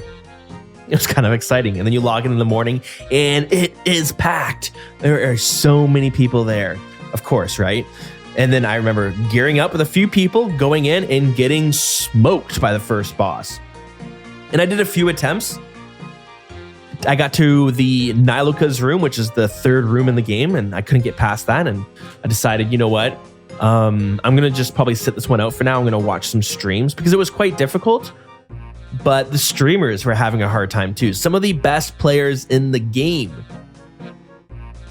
were struggling to complete the room. So I was like, you know what? I stand no chance, but I'm going to watch these guys do it. And I watched Twitch all day from like 7 or 8 a.m. in the morning all the way until like 10 p.m. at night. I don't really watch Twitch that much. I bounce in and out of it, but I don't watch it like that. But I was hooked and I couldn't stop watching it. Because it was a race. Everyone was racing to be the first team to complete Theater of Blood. So you would have 3 different streams open watching the people compete. And there were these 2 teams that were like neck and neck. They were both so close. There was one team that had all these streamers and content creators, and everybody knew Wooks and Bodhi and all these people. People knew the players on this team already. But there was another team that was from a clan, a little more unknown, but they were great players. And they were racing to get that first KC in the entire game. And I remember when they were both at Verzik, the final boss. It's a 3-phase fight, right? But nobody knew that at the time. The first phase, you have the staff, you're peeking out from the columns and you're attacking Verzik, and you do that a bunch, and then she kind of comes down, and then it becomes like a normal fight. You attack with your weapons. Everybody was getting to the second phase of the fight, but they were struggling. They're trying to figure out how to deal with some of these mechanics and, typical first day boss stuff. But nobody could get past the second phase. But this other team, the clan, the unknown, the team with the unknown players, were killing Verzik, and they were the first ones to kill her on the second phase. And everyone started cheering. We fucking did it. We fucking did it. But she didn't die. She just dropped. So Verzik hangs from the ceiling from these like chains. She just falls from the ceiling and turns into a spider. And everyone lost it. Holy shit, there's a third phase. We've spent hours trying to beat the second phase. How the hell are we going to beat this third phase? And that team couldn't... That team was the first one to get to the third phase. So everyone was sharing the clips of when it happened. And tons of people started flooding in watching their stream. And I think they got a little stage fright. I'm not sure what it was, but they couldn't get back to the third phase. They every run after that, they performed worse and worse and worse. And they were starting to interact more with the stream, and they were off their game a bit. So I went to bed that night. 10 o'clock at night, thinking, well, I'm too tired. I'm going to wake up tomorrow and we'll figure out who beat it. Well, I wake up at 9 a.m., go back downstairs to watch a stream, and nobody had completed it yet. And people were a little bit burnt out. It was a little bit of a slower pace in the morning. People were like taking it slow. They were like, shit, this is really hard. The Inferno took 3 days to complete. I think people were expecting something similar. It was a very fun time. Eventually, the team with Wooks and Bodhi and all that were the first ones to complete it. It was good. If you want to hear more about it, go listen to the episode we recorded back in, I don't remember, sometime in 2018. I think it was June 2018. I'm pretty sure the episode is just titled The Theater of Blood. But yeah, you can go back and listen to it. I'm sure we got some stuff wrong. Yeah, what a great piece of content. Were those even the biggest pieces of content that year? I don't know, because we got old school RuneScape on mobile. Holy shit. Talk about a huge update. Like today we take it for granted, but we could never play RuneScape on mobile before. And I remember when they were, when this was supposed to come out, I still remember when they announced it, and it was like, mind-blowing. Because at this time, if you can remember, we didn't have a lot of AAA mobile games. Like the League of Legends wasn't on mobile, Apex Legends, Fortnite. None of those games were really on mobile at the time. And for RuneScape, it was a huge deal. But it was awesome because they hit it out of the park. They made the mobile client so good. It's great. It's like it fits so perfectly. Before this, you were able to apply for the beta before it actually fully released. And I remember applying for the beta. And I remember I was at work. I used to work in construction. So I still remember the house exactly. It was residential construction. And I worked as a general laborer. So my job was basically to keep the house in order and prepare it for whatever next trade was coming in. So if the tiler was coming, I had to make sure the bathroom was nice and cleaned out, make sure the floor was didn't have like drywall mud and all that sort of stuff. I had to scrape it off and sweep it all out, vacuum it and all that stuff. I remember the house I was in when I saw that on Reddit, I think it was, that the first the first beta invites were sent out, because I had applied for it. I checked my account and I got the beta. I remember I was thrilled. I took the rest of the day off. I just sat in the house playing RuneScape on my phone. I was friggin' so excited, and it was so well done. And I remember I died. I played it all day. My phone was gonna die. The battery was gonna die. And I got killed killing the Tazar monsters. I forget why I was killing them, but I was just killing them in full DH. So low HP, and then I got killed off prayer or something. And I had like 1 or 2% left, and I had to run back to my body to loot my stuff. Because back then, if you didn't make it there within an hour, all your stuff was gone. An hour or 20 minutes, I can't remember what it was, but your stuff was gone after that if you didn't get it. So mobile, one of the biggest updates to come out ever. Let's check the charts. So 2016, we have about 25,000 players. We go to 2018, mobile releases, 100,000 players at its peak. Highest we ever saw up until this point. 100,000 players. And it would drop down, but it would never drop back down to like the 20,000 level. It would drop down to like maybe 50, 60,000. Still, the player base is just blowing up at this point. Did I mention Chambers of Xeric got the challenge mode? That was kind of whatever, but it's there. Jagex started really tackling the botting problem, so that's when we started seeing like the pickpocketing bags, those little coin pouches show up. They made it so that Dragonfire shields were only obtainable after completing Dragon Slayer 1. The collection log is brought into the game, but at the time it was kind of like a meh update because you had to have this physical book that you opened and to see what items you've collected. And Zulrah gets nerfed again in November, of course. But again, these are just a few of the updates. We saw little things like leather shields come into the game, more quests to Zaya, some tweaks to the clan chat. The portal nexus gets added to the POH. Birds' nests gets balancing, like the birdhouses became a little bit better for grinding. Little things like that, but still, some of those updates were huge. Mobile, Dragon Slayer 2, Theater of Blood. It's just some big updates. 2019, the golden age continues and will end in this year. 2019 was still big. The Kabos Lowlands and the Farming Guild. Got the Alchemical Hydra, Konar Slayer, a bunch of new Slayer monsters. We got the Hespori. It's a pretty big and a pretty good update. Last Man Standing, the Last Man Standing was dead at this point because people break it as they usually do. The really good players really ruin things for the average player, right? Castle Wars, Soul Wars, Last Man Standing when it comes down to skill and prayer flicking. Jagex did a rework for Last Man Standing, and what we have today is the outcome of it. Bounty Hunter has been a problem, and they decide to redesign Bounty Hunter in a more positive way. Sadly, this is going to be met with the full removal eventually. Song of the Elves comes out. Gauntlet, Zulcano, Crystal Armor, the Blade of Saldor, eventually the Bow of Faradin. Privdina's huge city. One of the first times I really felt you could truly explore an area in the game without it being kind of ruined from the get-go. When I say ruined, I mean usually we know exactly what we're getting.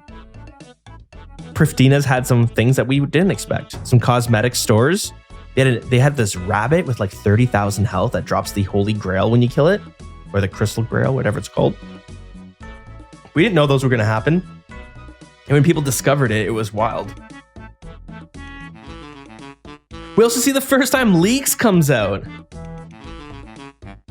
The first Leagues, which took place all on Zaya. It was the first league which would turn out to be like a really fun event that happens. Unfortunately, this is the last year we start seeing the regularly scheduled Deadman Mode tournaments. Again, a lot of people are like, So what? Who cares? Deadman mode sucks. But it was something fun to look forward to. I remember I really enjoyed when the Deadman mode tournaments would happen. It was a fun Saturday afternoon. I remember setting aside a couple hours to sit down and watch the stream. A bunch of us would jump on Discord together. We'd watch it together. So yeah, Deadman mode got removed, fine. But nothing replaced it. Leagues was kind of supposed to replace it for like in terms of in-game activities. But we stopped getting these fun events after 2019. The Wildy Wars, King of the Slayer, the PvP tournaments, which we didn't even talk about. Bot busting streams, all these things just slowly stopped happening. 2019 was still a great year though. We got the Forthos dungeon, Seracnus. We got the Fremnik Exiles quest, which came the new Nate Does Not Face Guard. It was still a great year for updates in the game. Also saw some fun things of the graphical changes with the elves. A lot of people didn't like the way the elves looked. There was a one of the artists who was working for Jagex at the time. She really broke barriers in terms of the design for some of these characters in a good or bad way. People had very mixed feelings. So that's why you see things like Konar, or you see things like one of the sirens at the Nightmare of Ashiyama. They look really nice. They look great. But they definitely are a little jarring compared to other character models we have. And so the same artist had recreated some of the elf graphic designs. But she had also recreated the way elves looked in the game. And a lot of people weren't happy. They looked a little jarringly different. They looked awkward. They didn't fit the aesthetic. And she also had made, and the problem as well is that the evil elves, their skin color was like purple, and they kind of looked like Disney villains. So it wasn't ambiguous. You looked at them, you were like, oh, these are the bad. They look evil. So it was a little cheesy in that regard. But they went back, they fixed it, they made things fit a little bit more. But so, anyways, not a big deal. Just kind of a little fun note in old school RuneScape history. Good times. And then 2020 hit. Still not a terrible year. Great for the game in terms of player count. We'll see the highest peak of players ever because of COVID. COVID hit 2020, March. What a time to be alive. It was crazy. I remember exactly when COVID hit. It was a wild time. I was in school. I was in an audio broadcasting program, and I was doing a radio show with some friends. And I remember it was on Wednesday, and in the city we were in the city we lived in, got its first COVID case. And this is where like the world was starting to talk about oh my God, like it's starting to spread. It's getting kind of scary. And the first COVID case happened in the city that I lived in. And I remember in a way we were very excited because, we were doing this radio show. We weren't professional. We were just doing it for fun. But this was like, oh my God, we have to cut the song we're doing and do a breaking news update. So we did like a breaking news thing and be like, the first case happened in the city we lived in. So it was exciting. Maybe not exciting in a good way, but whatever. Nonetheless, the feelings of excitement were there. And then at the end of that radio show, I also worked at that radio station as a music programming assistant.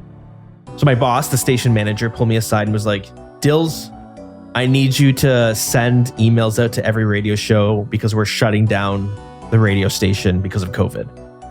And the college is shutting down, by the way, as well. This is the last day you guys are going to be here. We were like, that's when it all set in. Holy fuck, what's going to happen? And then all the toilet paper was gone. People were raiding the friggin' grocery stores for toilet paper. I love the priorities that people see. Anyways, a positive note about the toilet paper depletion around the world. I shifted to the bidet life. Oof, I'd never go back now. So there's positive takeaways in the end. But the whole world shut down. Everyone was stuck at home. Like, what the hell am I going to do? Let's play RuneScape. And play RuneScape they did. 120,000 players. The peak before this was 100,000. 120,000 players all online at the same time during COVID. And I wasn't really playing RuneScape at the time. If you were listening to the podcast, I took a big gap year. I took a break because I was focusing on college and my job, and I was feeling a little burnt out from the game just from playing it for so many years, and just feeling a little burnt. But talking to other people in the clan and the Discord, and they talk about how good, like how the good memories they have when COVID first happened, because they were all playing with like online. It was every night was a party on RuneScape. Everyone was playing together and learning to raid together and all that sort of stuff. And I guess I kind of feel like I missed out sometimes, but it happens. But yeah, RuneScape was booming in its player count. But I call this year 2020 the recession. This is when we start seeing updates drop and the quality of updates and just the general, the general vibe of the game, I think, started to shift. I talk about the lack of events and all that sort of stuff that still happen today. And I know it's harder to do. It was hard to do like RuneFest and all that sort of stuff. So everything moved online in the virtual scene. But now that the world is kind of back in order, I don't think there's ever going back to these events, because why do that when you can save money and just do it virtually? Leo, get the fuck out of here. Nonetheless, though, we still saw some decent updates this year.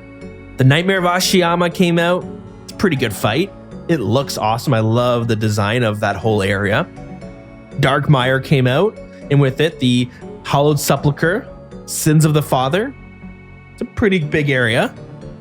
Ferox Enclave gets added, which is like a little hub for PvP, which I thought was great. Leagues 2 comes out, Trailblazers. In this league, you weren't just locked down to one area, you were locked down to the free-to-play area. And then as you did more activities and completed objectives, you got points, and you could buy areas. You could unlock more areas, and you could select 3 areas to unlock.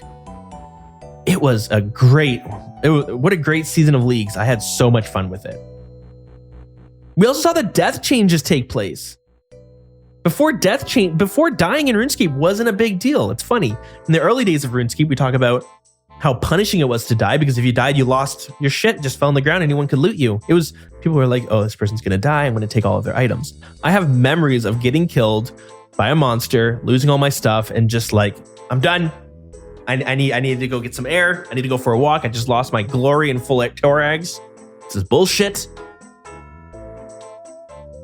But because of all these DDoSing attacks that were happening when old school RuneScape first came out, they removed that. They made it so that when you died, your items stayed on the ground forever. Well, for 20 minutes for you. 20 minutes or an hour, I can't remember. But they'd stay for a while for you. So what people could do, so dying didn't matter. The only thing that happened when you died was like you had to walk back to your body. But it was kind of a positive in some ways. Some people would go to Corp with full inventories of food, and they would just suicide over and over and over again. And then you could stay at Corp forever because you had food everywhere to just loot. Well, in 2020, they changed it. It's the death system we have today where dying is kind of a negative thing again. It costs money. You need to buy, you have to pay for the access of your items back. You have to pay buy your items back, basically. Sometimes it's expensive. Don't let your items go to death's coffer. I've done that a few times and got hit with like a 3 mil charge. Ouch. It's pretty big. We also saw the wiki integration. We used to have this shitty fandom wiki. All these stupid ads and whatnot. And they shifted over to like an official Wikipedia page, which is the wiki page we have now. And it's so much better. It's awesome. So that was huge. That was it. 2020 was a quiet year for the most part. We got a few things, but a lot less than 2019. But I can't even blame them. A friggin' pandemic just hit the world. Like, we still friggin' deal with it today. Sort of. So I understand they had to shut down the offices. Everyone had to work remotely. And RuneFest had to get canceled. So I get the changes. So I call it the recession. Things start to move back. 2021 is the content drought. 2021 was a pretty bad year for the game. We're going to see that a little bit. In 2021, after having an OSRS, with having a player count peaking at 120,000, it would drop down to about 80,000, but it would go back up and then drop down. And in 2021, people got really bored. And it dropped as low as 50,000. It hadn't been that low since 2018. Which makes sense, because what we got that year was Soul Wars. Very meh. Shooting Stars. Boring. It's like okay. It's okay content, but the fact that I have to call it out on this list as it being one of the big updates of the year, I don't know. Temperos, not bad. That's a decent update, but would that be the big update of the year? Oh God, I would hope not. Kind of is. Blow Ice Mountain, again, that's a decent free-to-play quest, a little expansion to free-to-play, but it's nothing crazy. A Kingdom Divided, it's a pretty big quest, I guess, but I don't know. It wasn't on the level of Song of the Elves or Dragon Slayer 2. Fasani's Nightmare, a way to solo the Nightmare of Ashiyama. It's not really new content. Combat achievements, combat achievement tasks. It's the same. You still have to fight the same bosses, just do it a little bit differently, I guess. The clan update did come out, and that was pretty big. But if you listen to the show enough, you'll know that I kind of complain about it because it's not that great. It's better than what it was. Man, is it disappointing they haven't really updated it much, because it is a foundation. I thought it was the groundwork for what was going to be so much more added to it, but it's not. And it's still, even with this update of the clan system, it's still shit compared to any other MMO. And RuneScape's one of the most popular, remember that.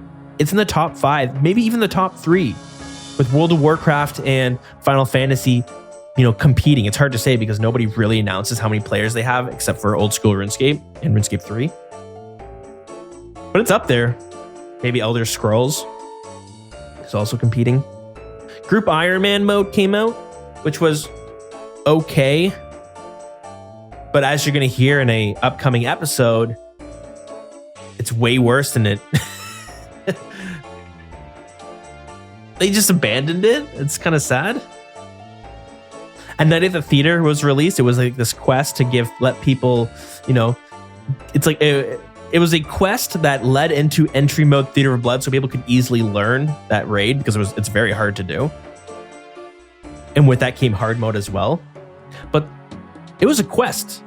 They said themselves this was going to be a narrative focus.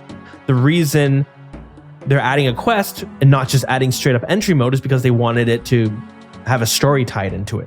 There was no story though. There was no story when this quest released. You literally talked to a dude. He was like, yeah, just go in there and kill these people. You're like, okay. If anything, they removed some of the story because now this is kind of annoying. When you kill every boss now, it drops a book on this floor where you can read some of the lore. You kill the boss, it drops it as loot. What used to happen before this update was at the very end of the raid, you went into like the Verzik's study or Verzik's library. It was like her office, basically. There's a nice table there with a bunch of chests to loot where you got your items. And there was bookshelves all along the wall. And you could look in the bookshelves and you'd find these books. That was way more immersive. You felt rewarded for exploring the raid. Instead, now you kill the boss and they dropped a friggin' book on the ground. That was so lazy. I was so upset. They did eventually go back and they added more stories, some cutscenes, and they made it into an actual quest. So it's better now. But God, what a crock of shit when it was released. I'm still upset about that. It's insulting to the players that they could pass that off as the update and think that we wouldn't notice. It was insulting. The Grand Exchange got taxed. Long time coming. We're seeing some problems with gold inflation. The Grand Exchange got taxed and the Duel Arena got shut down. Barely updates, but there were little changes. And they tried to do Deadman mode again. They did do Deadman mode again. Unfortunately, they ended up cutting it because there was attacks on the DDoS servers that they couldn't mitigate. Which was disappointing because Deadman mode was fun. But the hype of it died. Everyone, tons of people said, cut this event out. Nobody wants Deadman mode anymore. Well, of course, nobody wants it anymore when you take a 2-year break. When you had this reoccurring event that happened 4 times a year, and as soon as the Deadman mode tournament ended, everyone was able to jump into the new servers and start a new account and play in the next season. That was all removed at the end of 2019. It still disappoints me because they removed a piece of content and nothing replaced it. And I guess I thought Leagues was going to replace it. We were going to get Leagues 3 or 4 times a year, but we don't. We get it once every 2 years. So 2021 was, we've talked about it. It was a content drought. There was not much going on there. We did see a collection log improvement, which was nice. That was cool. Now, I know I've been a bit negative this year. Hard not to be. Maybe it's because I do a podcast and I like to talk about the new stuff that happens, but nothing came out. But they did do this big integrity change that really got some people pissed off. And what happened? Do you remember this? When they made the big change to so many items. Black D-Hide got nerfed. The blowpipe got nerfed. Din's Bulwark got nerfed and then buffed, which was it's kind of funny when you think about it because it's so much better than it was. I remember people complaining about it. A lot of these things got nerfed in the game and people were not happy about it. They saw you're nerfing Black Dragonhide so that PKers can kill me easier. You're nerfing the Din's Bulwark so PKers can freeze me easier. And that became a big talking point that year. But really what they said was the blowpipe is overpowered. They talked about it a number of times on the stream that the blowpipe made it so hard to make bosses in the game without it being like the blowpipe being the best weapon. And they wanted to nerf it, but they knew people would be upset because the blowpipe was cheap and it was the best item in the game. Even with the twisted bow, the blowpipe was still better in most situations. The twisted bow was over 1 bill. The blowpipe 3 mil.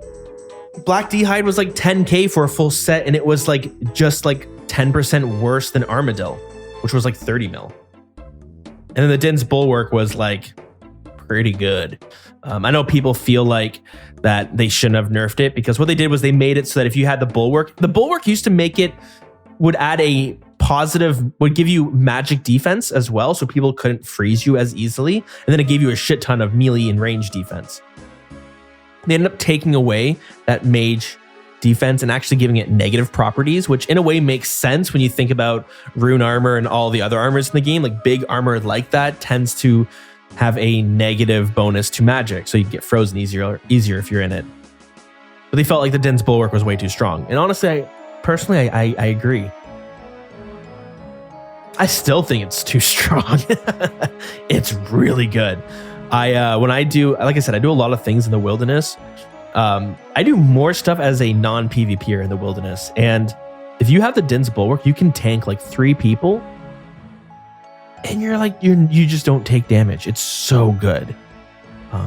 So anyways, it dropped down in price because people were like, great, the Din's Bulwark is useless. So they gave it more defensive stats for like melee and range. Anyways, it's like 12 mil now because it is still really good in the wilderness. But we saw one of these big changes where they were nerfing a bunch of stuff because they felt like these items were broken, which makes sense when you really lay it out on like paper and you see it comparing to like the next best thing. It's crazy how good Black D-Hide is or how good the blowpipe is.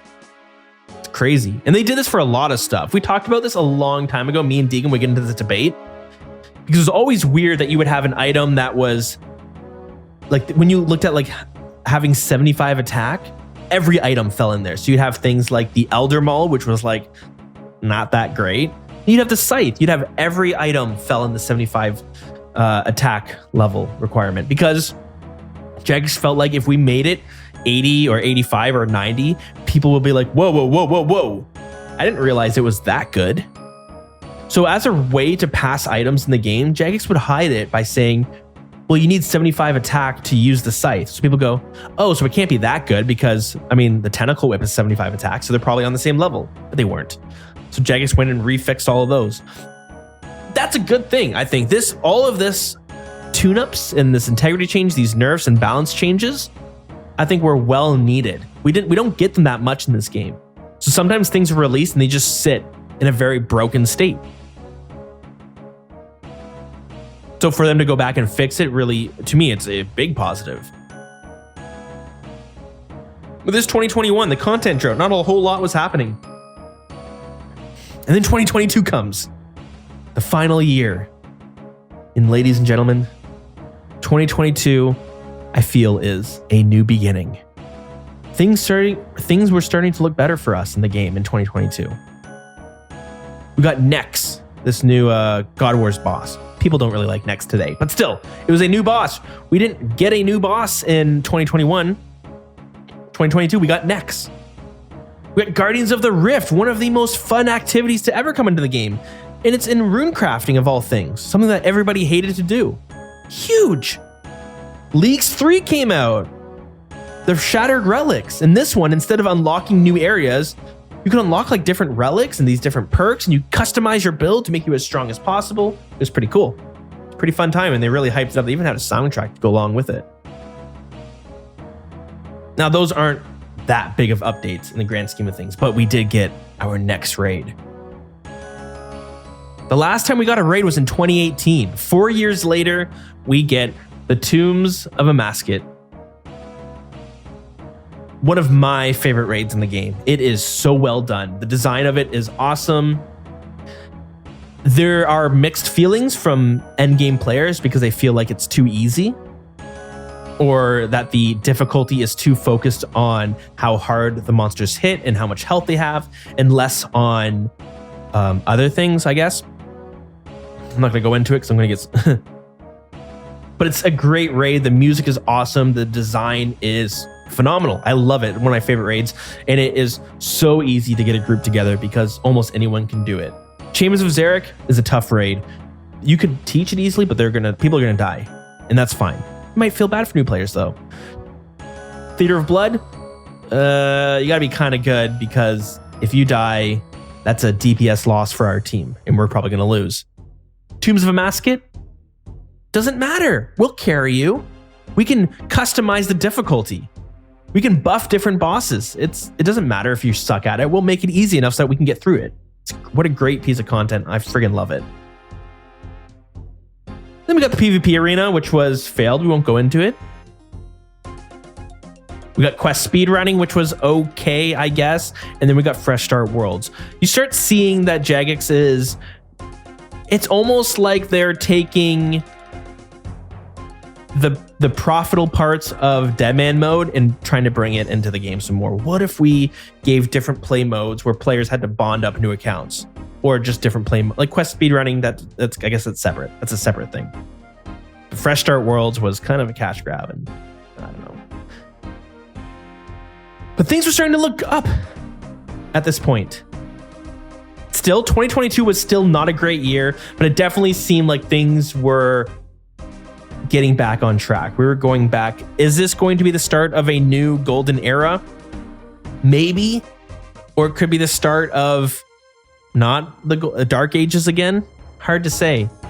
But I guess in like 5 years, we can revisit when OSRS turns 15 years old. We can look back. What has happened since? What was 2022 now? Like what can we look back and see? What happened in 2022? Did things start getting better? That's what I feel like right now, because 2023 has been an awesome year. We're only 2 months into 2023, and we've got some wicked updates. The Wilderness Boss reworks, one of my favorite updates to ever come out in this game of all time. The Wilderness Boss rework has been fun. Secrets of the North, what a great quest that was. I'm into it. It's been 2 months, and we've already gotten 2 awesome quests and a new boss, the Muspa. Sorry, it's only been 2 months. We've got a big boss rework. We got a new boss, the Muspa. We got a new quest. And we have lots more planned too. It's going to be, I think it really is going to be a great year. So if I could predict anything, I would say 2022 is a new beginning that is going to lead us into yet another golden age of old school RuneScape. That's what I hope. What do you guys think? I hope you guys enjoyed this. It was a lot longer than I thought it was going to go on for, but it was kind of fun to take a look at memory lane, take a stroll down memory lane, and take a look at things year by year, and kind of when you lay everything out. I know I probably missed some updates, or I skipped over a few things, or brushed over. I never talked about the release of the Rev caves. We never talked about some of the controversies, like Mod Jet going to jail, which would have been fun, but there's I mean, come on, 10 years of things to cover in 2 hours. I think we did a pretty good job. But let me know what you guys think. Was this fun? It was fun for me to look back and kind of put my place, bring myself back to those years as well. Like I said, I played every single year, but 2013 to 2016, it was really touch and go. 2016, when the podcast started, is when I got sucked in deep. And from 2016 all the way to 2019, I played religiously. And then in 2022, I dropped off. In 2021, I started to pick things back up a little bit. And in 2022, I do play quite often again. In 2023, I really hope that continues. And if the updates keep coming out as they are, I'm hooked, baby. I'm hooked. Let me know what you guys think. Take care. It's been a fun journey together. It has, hasn't it? I've met so many great friends since 2016. I've met so many great friends since 2013. But 2016, when the podcast started, was a pivotal point in my life. It helped me get things back on track. Personally, I was able to get a new job because of it, because I went to school for audio broadcasting, and now I work in podcasting itself, which is amazing. And this podcast, this hobby I do on the side is the reason for it. I've made so many great friends since then. I knew my wife since high school, but we started dating because one night I was talking to some friends on Discord, some of you guys who are listening, and they encouraged me to reach out and just to say hi after I had broke up with my ex at the time, which was a relationship of 7 years. Very important stuff. So RuneScape has always meant a lot to me, and it's crazy to see that old school RuneScape is 10 years old. Little me had always dreamed of this. Love you all. Hope you enjoy it. We'll chat soon. Bye.